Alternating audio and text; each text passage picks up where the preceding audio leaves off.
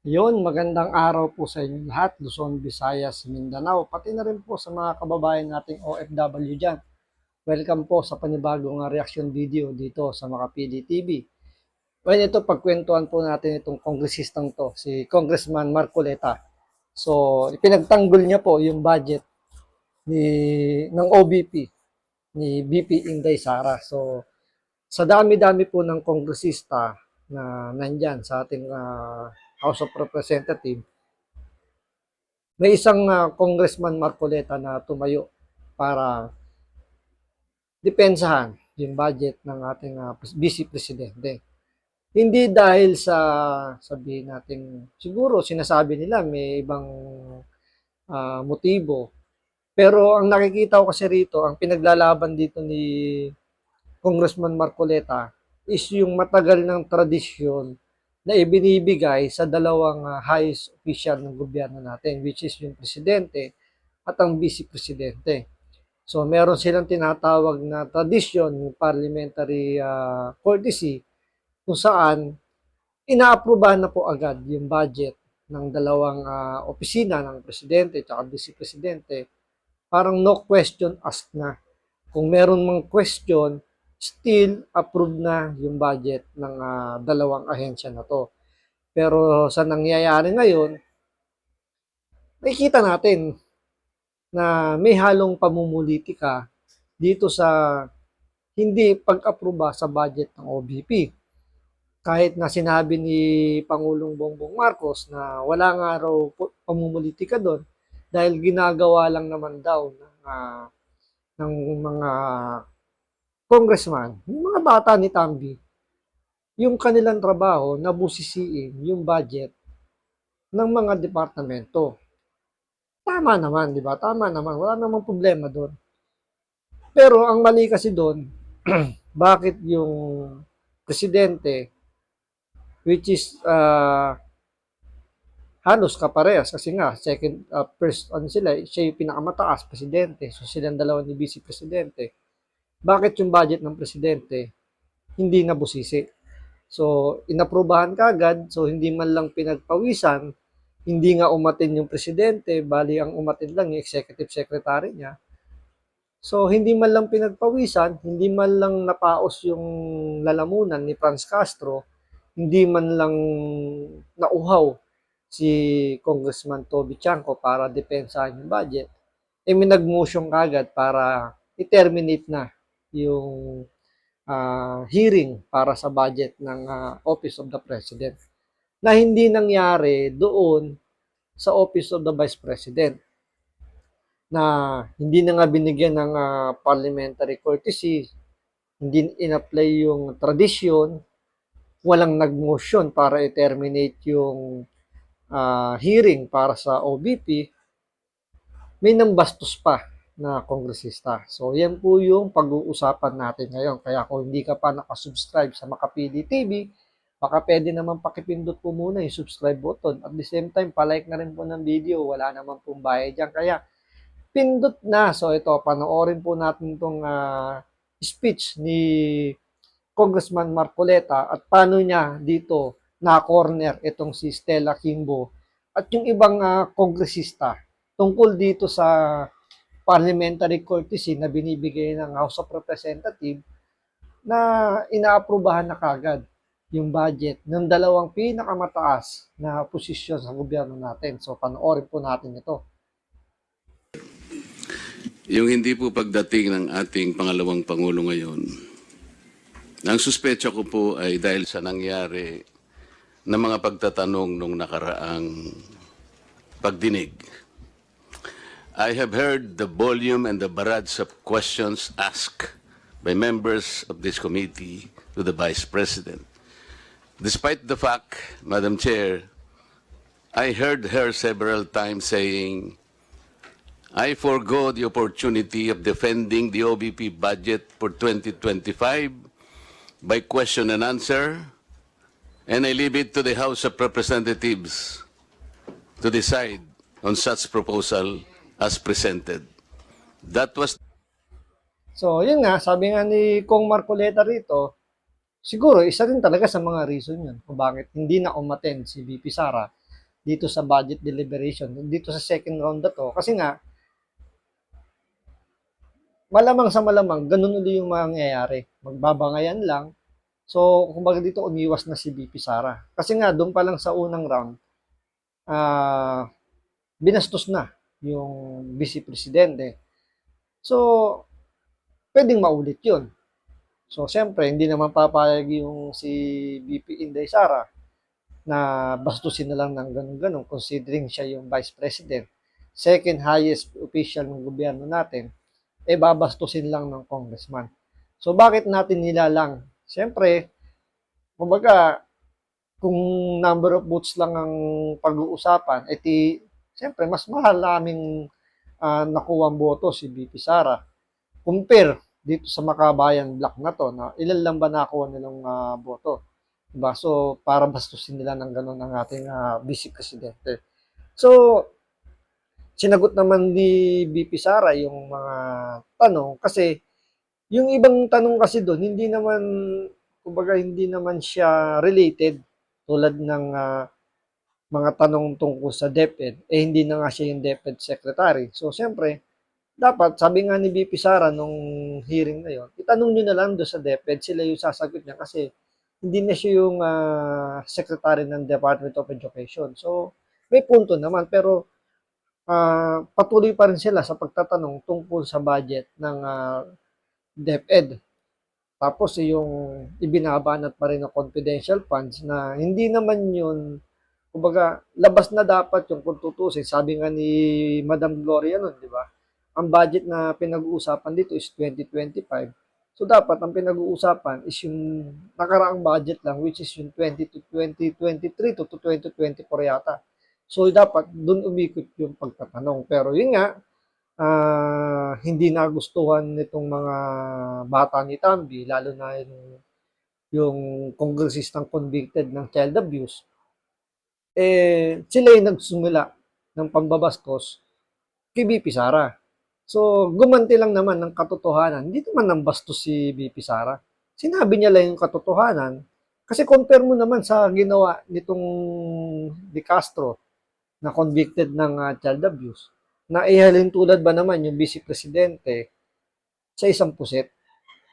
Diba? Parang unethical naman yung para sa isang kongresista na sinasabi nga dito ni Honorable Congressman Marcoleta. Tinatawag nga silang honorable. Tapos, parte sila dun sa pambabastos. So, paano pa tatawaging kagalang-galang sila kung yung may isang miyembro sila na convicted ng child abuse, ikukumpara yung vice presidente sa isang puset. So, syempre, hindi nagustuhan ni BP Sara. Alam nga naman, kasi yung gusto nga nila mangyari rito na pagtripan, bastusin, paluhurin si BP Sara dahil hawak nila yung budget. Na ang gusto nila mangyari yata is magmakaawa, makiusap ang vice presidente para ibigay yung budget. So, hindi nila nakuha yon. So, hindi natakot si BP Sara. Ibinalik niya yung pambabasos sa kanya, pero ng pangkatotohanan. Ano yung katotohanan ibinalik ni BP Sara? Na bakit nga daw may isang kongresistang nakaupo doon na convicted naman ng child abuse. Di ba? Sasabihin naman nung kongresista na yun na may personal daw. Hindi na may personal yun. Talagang ngayon nasabi ng korte, guilty ka para sa kasong child abuse, di ba? So, dapat nga nakakulong ka, pero hindi natin alam bakit nasa laya ka pa. Di ba? Yun ang tanong doon. So, yun yung mga nakitang dito ni Congressman Marcoleta kung bakit hindi umating si VP Sara sa budget deliberation na sinagawa itong second round na to. The template of an answer given by the Office of the Vice President. Madam Chair, napilitan po akong mag-raise ng parliamentary inquiry. I think I have earned this. If I survive my term up to next year, I would have survived also, or I would have completed 18 years in this institution. And in this length of time, I have observed a tradition. The tradition is the two highest positions of government, namely the office of the Vice President and the office of the President, are not traditionally subjected to questions. I have observed this for so long a time. May I So sabi niya, 18 years na siya sa pagiging congressman. So kung sa 18 years na yon, so tatlong presidente na yung kanyang pinanggalingan. So siguro galing kay Pangulong Duterte, kay Pinoy, kay Gloria. So tatlong presidente at na-observe niya daw na binibigyan ng kortesiya yung dalawang sangay ng gobyerno kasi nga congressman, kasama siya dun sa bumabalangkas dun sa budget hearing. So na-observe niya sa loob ng 18 years na hindi na tinatanong, no question asked regarding dun sa budget ng presidente at vice presidente. So, yun yung pinaka-tradisyon. So, parang example natin dito, yung piyesta na may kasamang basaan na tradisyon na yun, di ba? So, mayroong mga nagpapanukala na tanggalin na yung ganung tradisyon kasi nga itong nakaraang huling piyesta ng San Juan, maraming naperwisyo. So, umani siya ng maraming negative comments. So, still, hindi pa rin pinagbawal dahil nga tradisyon eh. So, hindi pwedeng baliin. So, mag-a-adjust na lang doon sa tradisyon na yon. So, kaparehas dito, may tradisyon na yung Kongreso, yung House of Representatives, na hindi na dapat nagkakaroon pa ng question and answer portion para sa pag-apruba doon sa budget ng ang opisina ng OBP. Na mukhang hindi na nangyari ngayon. Kasi ang gustong mangyari ng mga kongresista, tanungin pa yung vice presidente. Gusto nila ipaliwanag ng vice presidente na kung saan ginastos yung kanyang confidential funds na hindi naman nangyari doon sa Office of the President. Sa Office of the President, na-aprobahan kagad yung budget, hindi pinagpawisan yung kanyang nag-sponsor, hindi pinagpawisan yung kanyang executive secretary, lumusot kagad yung budget. Pero sa side ng OBP, diniper. So, nagkaroon ng bangayan nung unang round. Tapos, pinalabas nila na yung vice presidente para yung nag-attitude, tinawag pang Bratinela. So, nabali doon yung tradisyon kasi yun yung first time na hindi lumusot agad yung budget ng OBP. refresh the memory of the members of this committee, Madam Chair? In 2022, the Minority Leader, Honorable Libanan, citing courtesy to the office of the Vice President, took only about 13 minutes to move for the termination of the budget of the Vice President. So, yun daw, yung 2022, may nag-motion. So, 13 minutes lang daw ay tinagal nung deliberation na aprobahan na kagad yung budget ng OBP. 13 minutes lang, tapos na po ang boxing, sabi ni Kong Marcoleta. And after that, the Majority Leader seconded the motion. That was 2022, Madam Chair. Then 2023, no less than the Presidential son, our own Senior Deputy Majority Leader, the Honorable Sandro Marcos, stood up and invoked the long-honored tradition of according courtesy to the OBP, the Office of the Vice President. So yun daw, yung 2023, ang nag-raise naman ng motion ay yung anak ni Bongbong Marcos, si Sandro. So, no question asked, lumusot pa rin yung budget ni ni Vice Presidente Inday Sara. So, totoo yung sinasabi nila na kapag kaalyado ka ng administrasyon, hindi ka pagpapawisan sa budget mo, makukuha mo. So since nga 2024, umalis si BP Sara sa gabinete ni Bongbong Marcos, so itinuring na siyang kalaban. Dahil nga kumbaga nagsalita na si BP Sara dahil sa mga issue. Isa sa mga issue diyan yung budget nga rin daw ng DepEd na may nakikialam. So isa sa mga reason yung bakit nag-resign si BP Sara.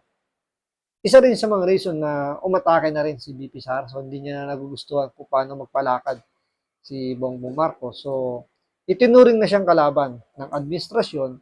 Kaya etong 2024, hindi lumusot yung budget niya at pinulitika na.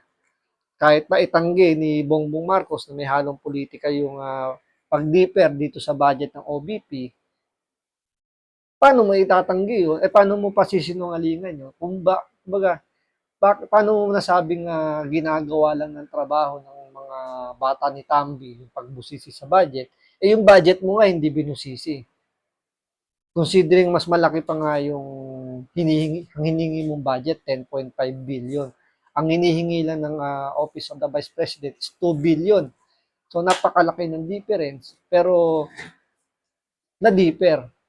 Pero yung sa budget ng presidente, lumusot ng hindi pinagpapawisan.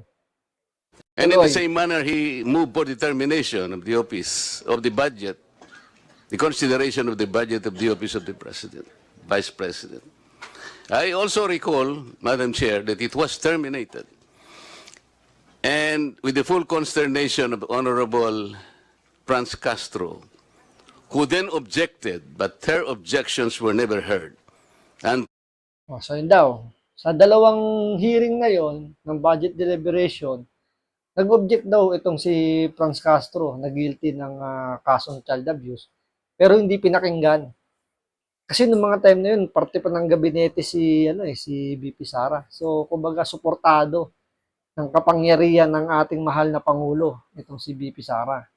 Pero dahil ngayon, sa hindi na siya kakampi, tinuturing na siyang kalaban ng administrasyon, tinuturing na siyang banta sa pananatili nila sa pwesto, pinayagan na itong si Franz Castro na magdadakdak, magkikwento dyan, magki-question dyan, pinayagan na siya.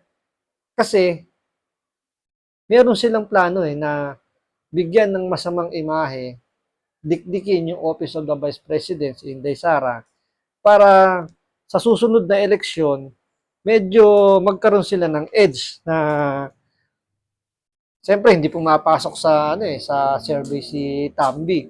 So kailangan nilang magtrabaho na ngayon. So maaga pa lang tinatrabaho na nila si BP Sara para at least pagdating ng 2028, kumbaga basang-basa na yung papel ni BP Sara, meron na silang tsansa na makuha yung pwesto uli.